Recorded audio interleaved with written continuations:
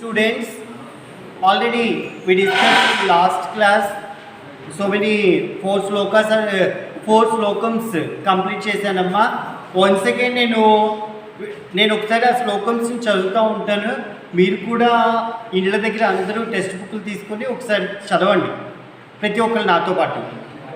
సింహాదేకం బకాదేకం shut సునస్త్రీని గర్దపాత్ వాయసాత్ పంచ శిక్షేత చత్వారి కుకుటాదపి ప్రభుతామల్పకార్యం వాయో నరః కర్తుమిచ్చతి సర్వారంభేణ తత్కుర్యాత్ సింహాదేకం ప్రకీర్తితం సర్వేంద్రియాణి సంయమ్య భగవత్ పండితో జనః కాలదేశోపపన్నాని సర్వకార్యాణి సాధయేత్ వహస్వి స్వల్ప సంతుష్టః సునిద్రః శీఘ్రచేతనః ప్రభుభక్తచ్చ సూరచ్చ జ్ఞాతవ్యః shut సునో గుణః అవిశ్రామం వహేద్భారం శీతోష్ణం చ న విందంతి ససంతోషస్తద నిత్యం త్రీణి శిక్షేత గర్దభాత్ సూక్ష్మదర్శన దాష్టే చ కాలే చాహర సంగ్రహం అప్రమాదమనాలస్యం పంచశిక్షేత వాయసాత్ యుద్ధం చ ప్రాతరుద్ధనం భోజనం సహ బంధుభిః స్త్రియమాపద్ఘాతం రక్షేత్ చత్వర్యతాని కుకుటాత్.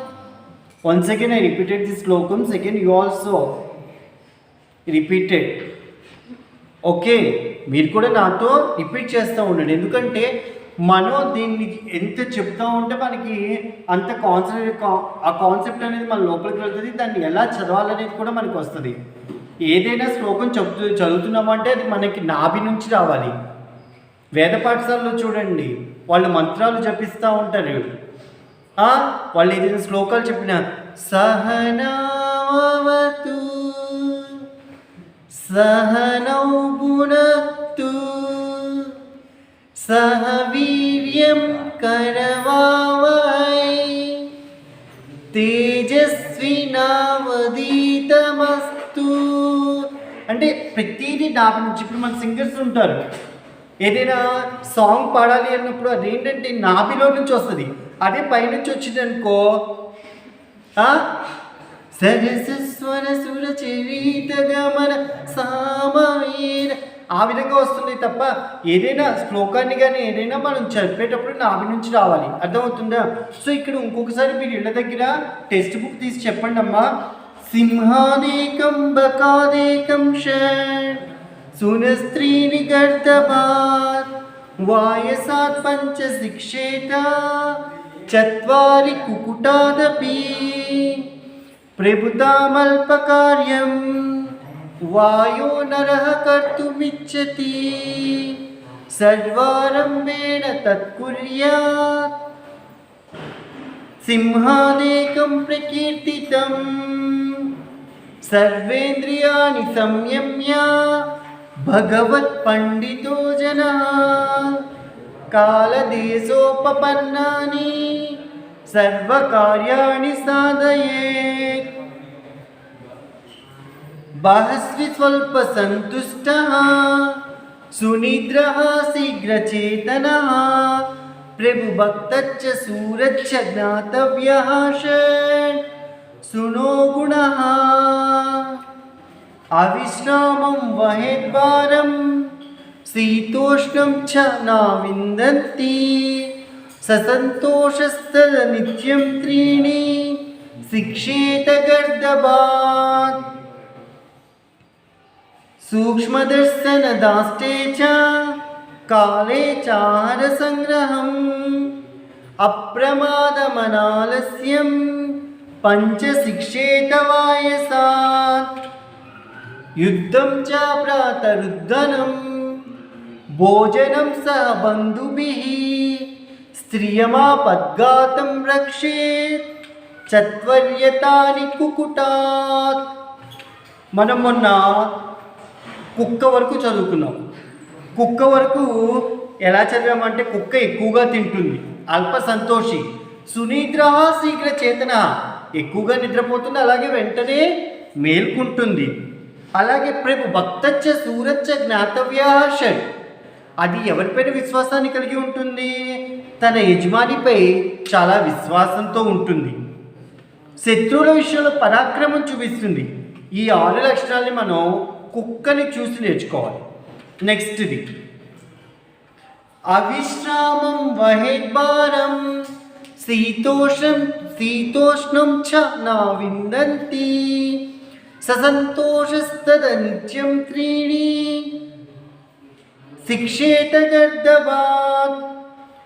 గాడిద, మనం గాడిదని చూసే ఉంటాం అందరం. ఈ మధ్యకాలంలో గాడిద ఇళ్ళ దగ్గరికి కూడా వస్తుంది, ఎందుకంటే గాడిద పాలు తాగితే ఆస్తమా, ఉబ్బసం అలాంటివి పోతాయి అని చెప్పేసి. ఒక్కరోజు తాగితే పోవమ్మా, కంటిన్యూస్గా 10 రోజులు తాగితే పోతాయి. 10 250 2500 పెట్టుకోవాలి దగ్గర. ఓకే, సో అవిశ్రామం వహేద్భారం, గాడిద విశ్రాంతి లేకుండా, అవిశ్రామం, అది విశ్రాంతి తీసుకోదు. It do not take rest, it always working. మనం as a human beings, for suppose we can do half an hour work, we will go and sleep 2 hours. That's our talent. Okay, but గాడిద అలాంటిది కాదమ్మా. అదేం చేస్తుంది? బరువులు మోస్తుంది. ఎలా మోస్తుంది? విశ్రాంతి లేకుండా బరువుల్ని మోస్తుంది. శీతోష్ణం చా నా విందంతి. శీతోష్ణం, శీతం ప్లస్ ఉష్ణం శీతోష్ణం, సీత ప్లస్ ఉష్ణం శీతోష్ణం. Who is Sita? Means Rama's wife Sita? No, here శీతం. Sita means here cool, చలి. ఉష్ణం, ఉష్ణం మీన్స్ వేడి. అది చలిని వేడిని లెక్కించదు, అది బరువులు మోస్తుంది. అలాగే అదేంటి, చలిని వేడిని కూడా లెక్కించదు. ప్లస్ ససంతోషస్తద నిత్యం త్రీణి, అది ఇప్పుడు ఎవ్రీ టైం చాలా హ్యాపీగా ఉంటుంది. గాడిద చాలా సంతోషంగా ఉంటుంది. ఈ 3 లక్షణాలు మనం ఎవరి దగ్గర నుంచి నేర్చుకోవాలమ్మా? గాడిద దగ్గర నుంచి నేర్చుకోవాలి. మనం ఒక వర్క్ చేసాం, ఆ వర్క్కి డాడీ 10 రూపీస్ ఇవ్వకపోతే చూడాలి మన మొహాలు కాలిపోయిన చికెన్ పకోడీలా ఉంటుంది, లేకపోతే బాగా కాలిపోయిన లెగ్ పీస్లా ఉంటుంది. ఆ మొహం చూడలేము, చీదర పుడుతుంది ఆ మొహాన్ని చూడాలి అంటే. డాడీ 10 రూపాయలు ఇవ్వలేదు. బట్ గాడిద ఎప్పుడు విశ్రాంతి లేకుండా బరువుల్ని మోస్తూనే ఉంటుంది. అది శీతంని లెక్క చేయదు, ఉష్ణంని లెక్క చేయదు. ఇక్కడ శీతం ఉష్ణం ఎవరు అనుకుంటారు, మళ్ళీ అది చలిని వేడిని లెక్క చేయదు. అలాగే అది ఎప్పుడు ఎలా ఉంటుంది? చాలా సంతోషంగా ఉంటుంది. ఈ 3 లక్షణాలని మనం గాడిద నుండి నేర్చుకోవాలి. నేర్చుకోండి అందరూ, ప్రతి ఒక్కళ్ళు. డాడీ డబ్బులు ఇవ్వలేదు, డాడీ ఫోన్ కొని పెట్టలేదు, మన మొహాలు కాలిపోయిన పిట్రమాసలో ఇట్లా పెట్టాలి అని మటుకి ఉండకండి. నెక్స్ట్ సూక్ష్మదర్శన దాష్టేచ కాలే చాహర సంగ్రహం అప్రమాదమనాలస్యం పంచశిక్షేతవాయసాత్. ఇక్కడ చూడండి, సూక్ష్మదర్శన దాష్టేచ, నిశితంగా పరిశీలించడం. నిశితంగా పరిశీలించడం అంటే మీరు అబ్జర్వ్ చేశారో లేదో, in our surroundings crowds are there. మన చుట్టుపక్కల కాకులు ఉంటాయి కదా, కావు కావు కావు. ఓకే, ఆ కాకులు ఫర్ సపోజ్ నా స్టూడెంట్ గౌతమి అనే అమ్మాయి ఉంది, ఆ అమ్మాయి ఇప్పుడు అంటుతూ ఉంది, బట్ ఊహించుకుందాం అంటుతూ ఉన్నాం. సో ఆమె బాసనలు కడుగుదామని చెప్పేసి ఆ బాసనలన్నింటినీ బయటేసింది, గోడ పైన కాకిచ్చి వాలుంది. చాలా నిశితంగా పరిశీలిస్తుంది. బాసన్స్లో ఏముంది, మొక్కుందా, ఎముకుందా, ఏముంది, చాలా నిశితంగా పరిశీలిస్తుంది. మీరు అబ్జర్వ్ చేయండి, ఈసారి కాకుల్ని చాలా నిశితంగా పరిశీలిస్తుంది. అలాగే సూక్ష్మదర్శన దాష్టేచ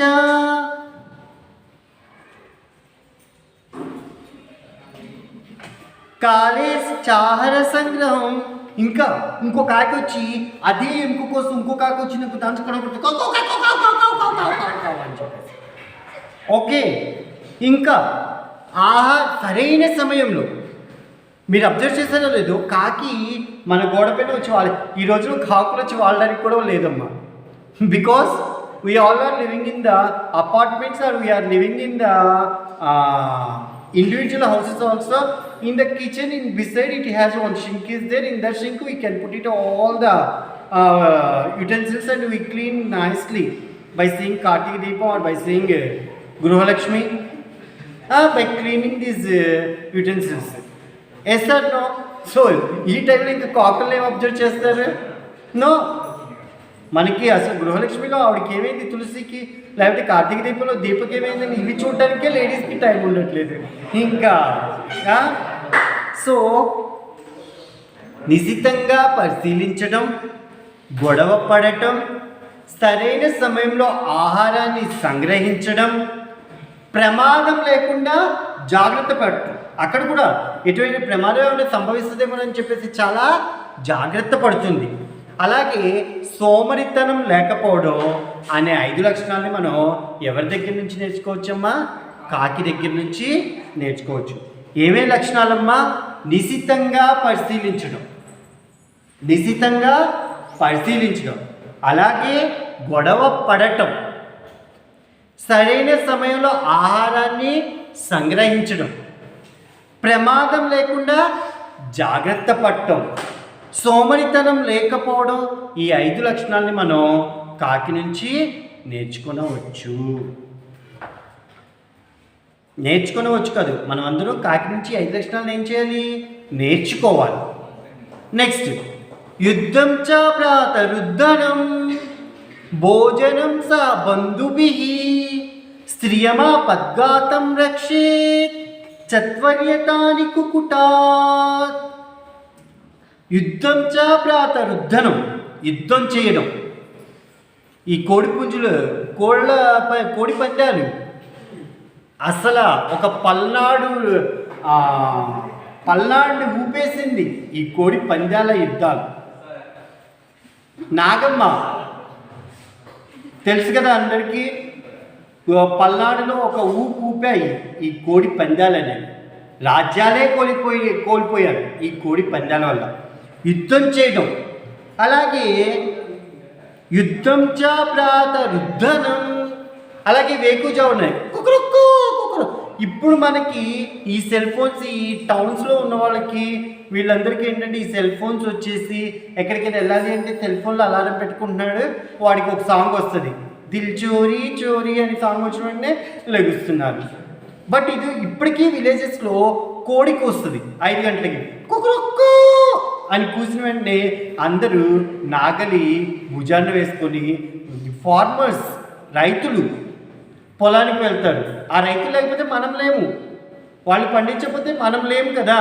సో ఇప్పటికి కూడా విలేజెస్లో వేకుజామునే ఆ కోడి కూతలు విన్న వెంటనే రైతులందరూ ఏం చేస్తారంటే నాగళ్ళు వేసుకొని పొలాలకి వెళ్ళిపోతారు. బంధువులతో కలిసి భోజనం చేయడం. ఇప్పుడు కోడికి ఏదైనా ఫుడ్ దొరికింది అనుకో, ఫుడ్ అంటే ఏంటి, ఏమైనా గింజలు అలాంటివి దొరికినాయి అనుకో, వెంటనే అంటూ ఉంటుంది. అది అన్న వెంటనే దాని దగ్గర ఉన్న బంధువులందరూ వచ్చేసి అందరూ కలిసి హ్యాపీగా భోంచేస్తారు. స్త్రియమా పద్ఘాతం రక్షే, స్త్రీలు ఆపదలో ఉన్నప్పుడు రక్షించడం. ఇప్పుడు కోడి పెట్ట ఉంది, కోడి పెట్టకి ఏదైనా ఆపద వచ్చిందనుకో, కోడి పుంజు వచ్చి ఆ ఆపద నుంచి ఆ కోడి పెట్టని కాపాడుతుంది. ఎప్పుడైనా అబ్జర్వ్ చేశారు వీళ్ళ దగ్గర? పెట్టని ఏదైనా కుక్క ఎంబడపడుతుంది అనుకో, కుక్క వెనకాల పుంజు ఎంబడపడుతుంది. అంటే స్త్రీలు కష్టాల్లో ఉన్నప్పుడు రక్షించడం అనేది కూడా మనం ఈ కోడి నుంచి నేర్చుకోవచ్చు. అర్థమైందా? యుద్ధం చేయడం, వేకుజామునే నిద్ర లేవటం, బంధువులతో కలిసి భోజనం చేయటం, స్త్రీలు ఆపదలో ఉన్నప్పుడు రక్షించడం అనే 4 లక్షణాలని కోడిని చూసి మనం నేర్చుకోవాలి. తెలిసింది కదమ్మా. ఇప్పుడు చాణక్య నీతి ఏం చెప్తుందమ్మా? మనం మనుషుల నుంచే కాదు మంచి లక్షణాలు నేర్చుకునేది, మనం ఏంటి మన చుట్టూ పరిసర ప్రాంతాల్లో ఉన్న జంతువుల నుంచి కూడా మనం ఈ మంచిని నేర్చుకోవచ్చు అని చెప్పేసి చాణక్యుడు తన చాణక్య నీతిలో చాలా వివరంగా వివరించాడు. ఒక్కొక్కళ్ళు ఒక్కొక్క శ్లోకాన్ని 2 టైమ్స్ రాసుకుని రండమ్మా. 6 శ్లోకాలని 2 టైమ్స్ రాసుకుని రండి.